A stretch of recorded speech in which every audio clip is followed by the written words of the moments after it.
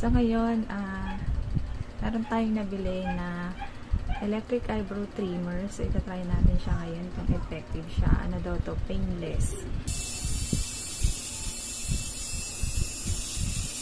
Nakakakiliti dito sa taas. Bilis na siyang matanggal.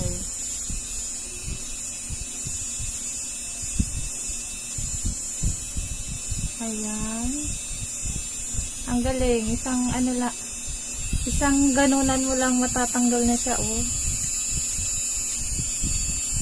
Ayan, bongga. Ano nga siya? Painless. Painless to.